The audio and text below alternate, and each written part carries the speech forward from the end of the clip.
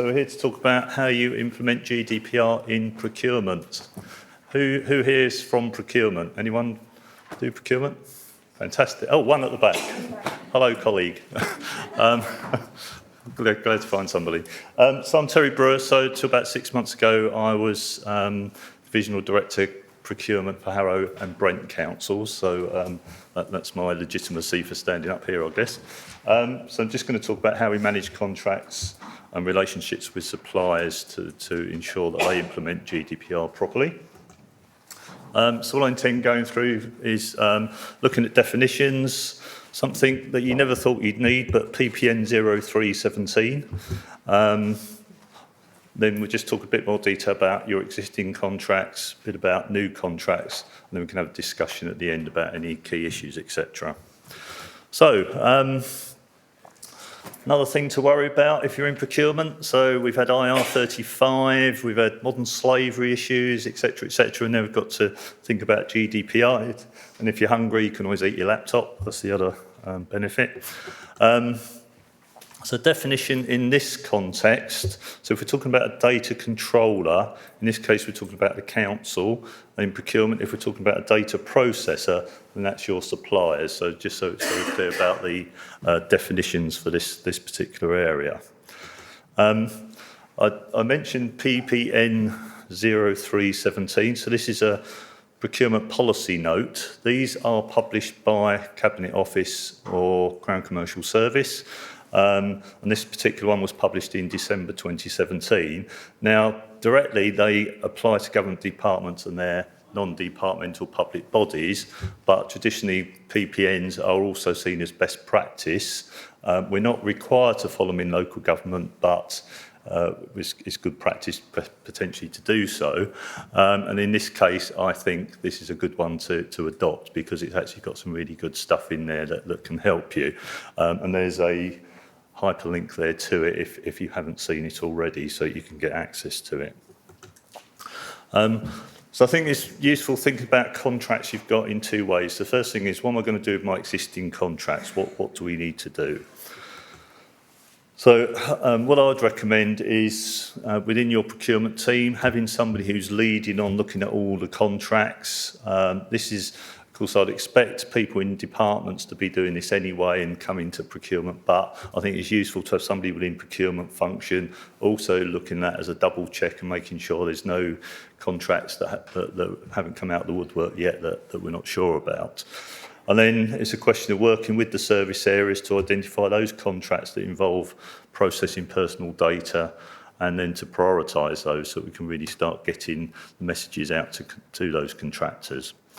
And the key bit is to conduct some due diligence on those contracts, really to ensure that the suppliers can implement the appropriate technical and organisational measures. Now, I think the easiest way of doing that is just to talk to them, call them in or get them on the phone, depending on the level of data that they might be processing on your behalf. So really looking at what you need to do, sit down with them and make sure that they understand what they need to do and that they can provide guarantees of their ability to comply. So, do they understand their responsibilities? What are they doing at their end? Hopefully, if you've got good contractors, they're all on top of this anyway, but you can guarantee you're going to have some contractors, potentially some of the smaller ones as well, who won't be either aware of it or if they are aware, not understand what their responsibilities are. So contacting them early, and the earlier you do that, the better. It is a really good thing to do. So having spoken to them, you need to formally write to them, setting out what changes you propose to make. Now, Annex C of that policy procurement note gives you a handy draft letter. I've already seen councils using it and writing to companies, so it's a good letter to ensure that they're aligned to GDPR. As I said, you then need to ensure and get this back in writing from them that suppliers are able to provide guarantees of their ability to comply. What you'll then need to do is go through and update the specification and service delivery schedules to ensure that the controller and processor roles are clearly set out, and indeed any sub-processors. So are there any subcontractors in the chain here that are involved that we need to make sure properly brought into that contractual linkage. Then we need to use contract variation clauses. Nearly all contracts in local government have got variation clauses. And what we need to do is use those clauses to then update the terms and conditions of the contract to ensure that they're updated to reflect the need for the GDPR and what the responsibilities on the contractor in their role as a processor are. Now, in some cases, I can imagine in some of the more tricky ones, there may be some need to have some renegotiations with the contractor.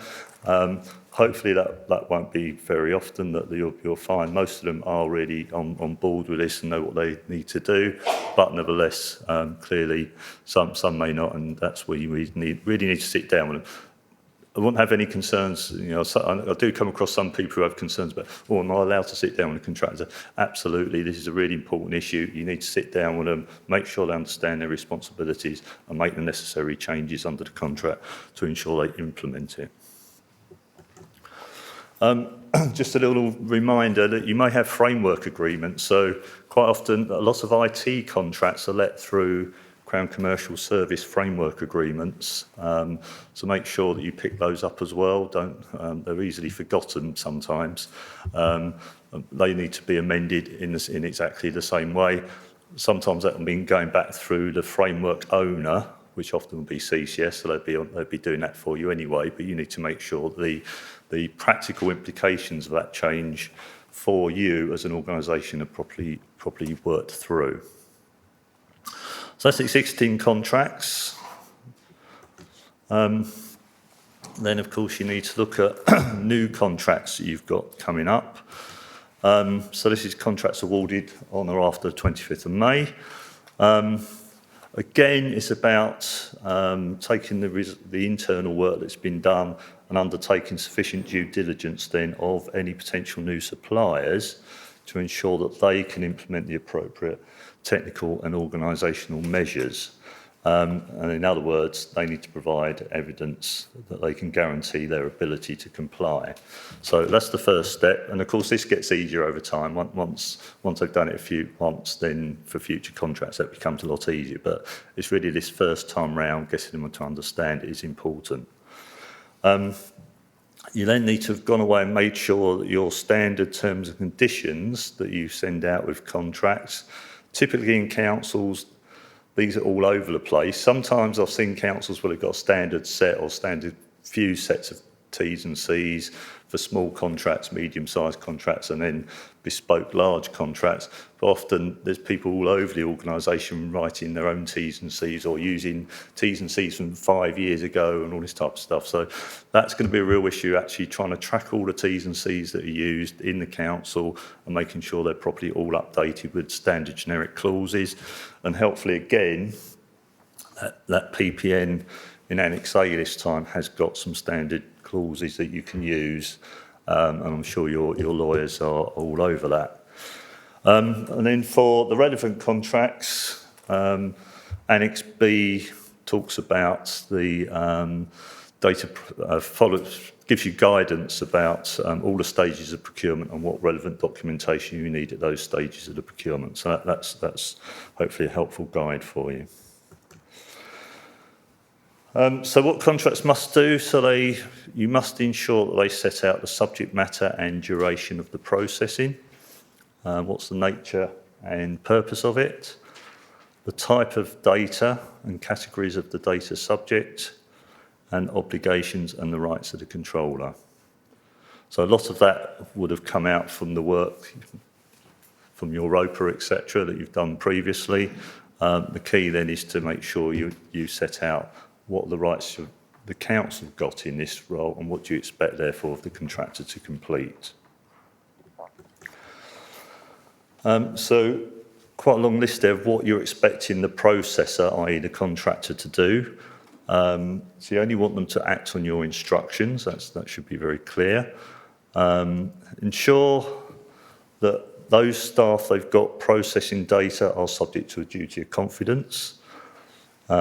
Take measures to ensure the security. Particular key bit is knowing who all the subcontractors are. Now, this can be quite difficult in some contracts because contractors will use a range of different subcontractors And occasionally, contractors are not required to tell you if they change that subcontractor. So in some contracts, you'll have a designated subcontractors and they have to tell you if they're changing those subcontractors. But in some cases, they don't. So this is an area you might need to think about tightening up to ensure that even if they haven't got designated subcontractors, if they've got subcontractors who are dealing with data as a sub-processor, then they must notify you so that you can take account of the change in subcontractor. They're there to provide you any help you might need with subject access or allowing data subjects to exercise their rights. So you need to make, the clauses will ensure that they provide you with that access. Obviously, you want them to help you with meeting the council's GDPR obligations. You need them to delete any information as required, if requested, at the end of the contract.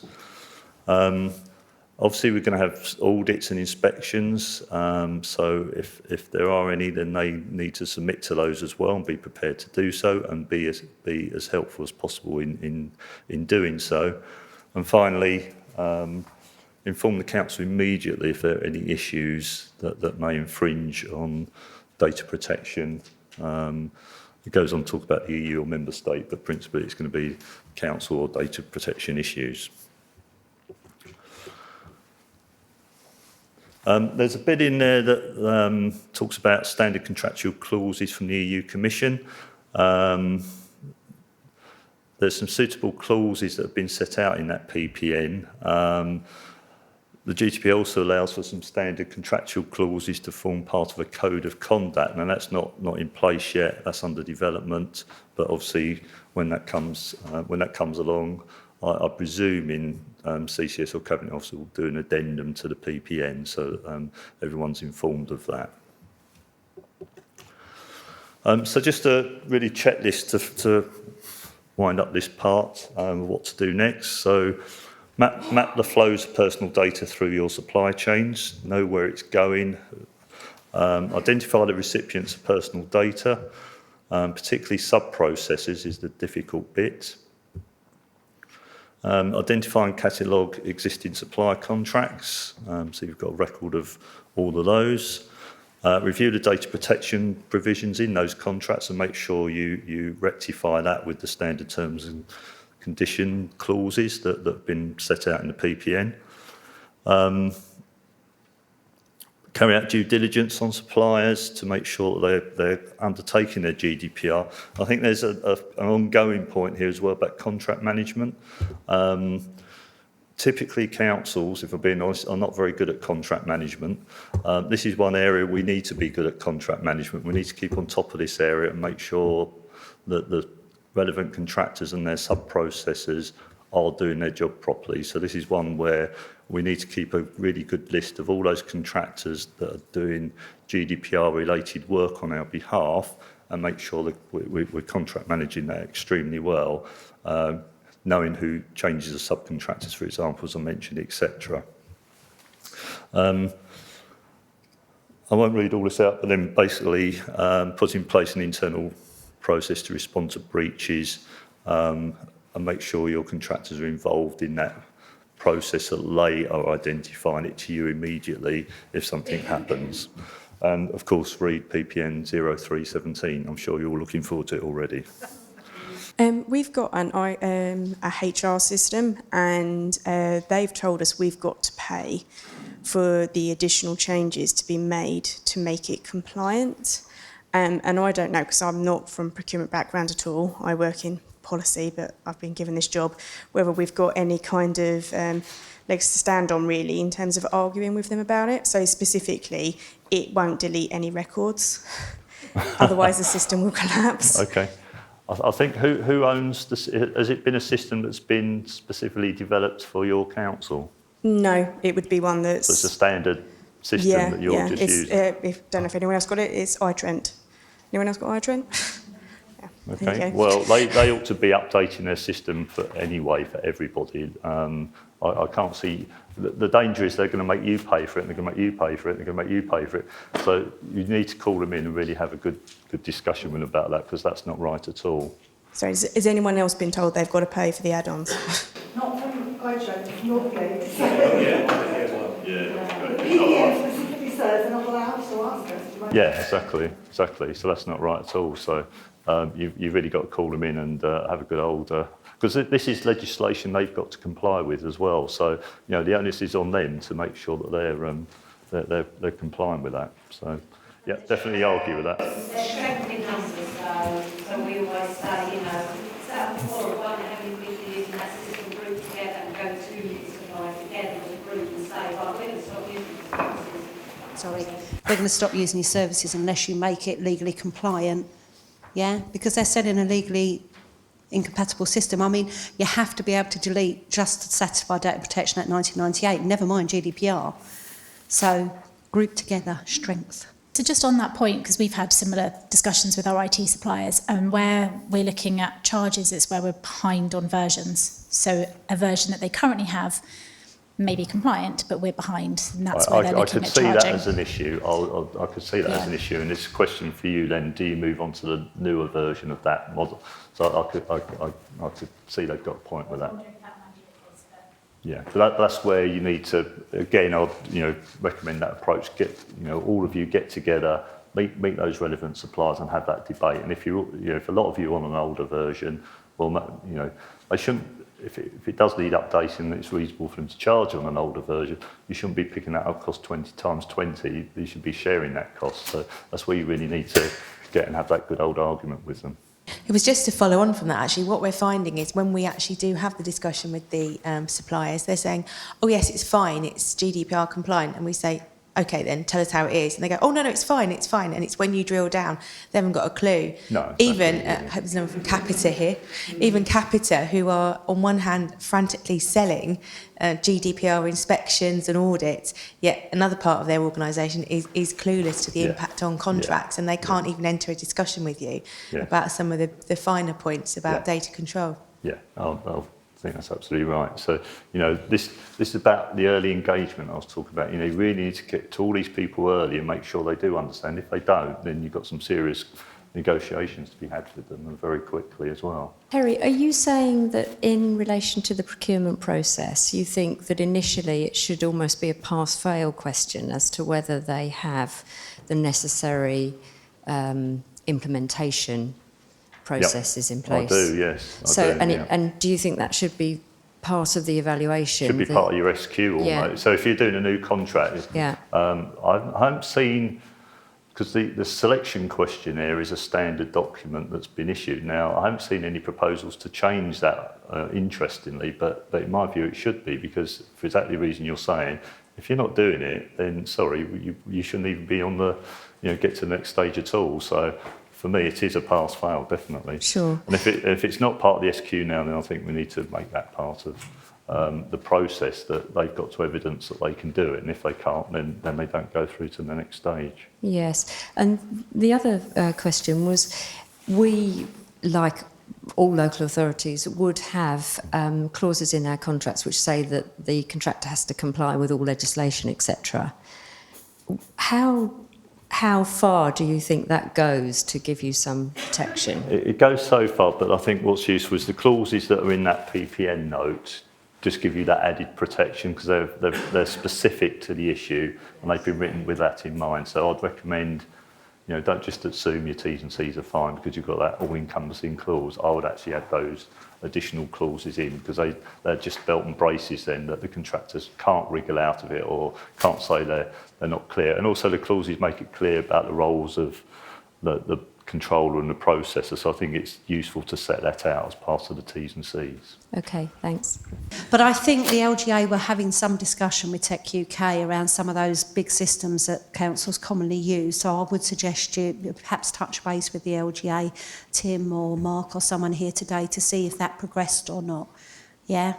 Because, as we were saying, if they think they're going to make money out of everybody doing it and paying through the nose individually, they've got another thing coming. Thank you. I have a little bit different question with regards to SLAs, because we deal with Citizens Advice Bureau, for example, and other partner organizations. Right. And how to actually address GDPR when there is no contract in place, and what should we do to make sure that the data we transfer across Well, is secure. an SLA is a form of contract, in effect. I mean, it's a milder form, but nevertheless, it is a form of contract. And the same provisions apply. So those clauses that are in the PPN, they need a bit of adaptation, but principally, you need to put those in your SLA, because Citizens Advice Bureau are going to be just as required to do the role as any other contract you've got, even though they're under a slightly lesser arrangement. So you need to make sure that that's included. Thanks, Terry. Just wanted to know, in your opinion, who would be best placed to evaluate, perhaps, invitation to tender? In our local authority, we've got some reluctance from the procurement team, as well as, and their fears that the purchasing officers are not equipped to be evaluating the ITT questions, basically. Yeah, and I think procurement person myself, I do have a bit of sympathy with that. That you know, if you're going to evaluate something, you need to know what you're talking about, and to be able to properly evaluate it. So ideally, you need the relevant person from the service area who can help that, or from the central team that's dealing with data protection issues to be involved in that. So I think that's quite important. Now, hopefully over time this will just become fairly standard stuff, and the questions and answers will be formulaic after a while, I'm guessing.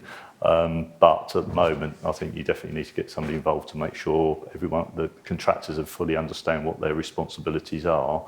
And clearly the larger contracts, the more detailed analysis that's going to need. So I do have a bit of sympathy with the procurement people. I would concur with that. You've got to really know what you're talking about to be able to evaluate it, to be honest. Obviously, very quick, when you're outsourcing and data protection issues are involved, would you therefore recommend that potentially you'd have terms and conditions or provisions allowing you to audit a supplier's compliance with data protection, for the sake of argument, requiring the periodic production of training records, allowing you possibly to go and inspect those records on site and provide examples of their internal policies? Yeah, I think that's a very good point. Because it's one thing asking them at the tender stage, which is a point in time, but it comes back to that contract management point, in the sense, how we've got evidence that they're actually doing what they're supposed to be doing. And if you've got any concerns about the way a contractor is performing in that area, then the ability to be able to audit their processes makes sense. And we need to make sure that's not putting any liability back onto the council in terms of their processing, that it purely is checking that they're doing their role as a processor properly. But yeah, I think that would be a good idea to include that.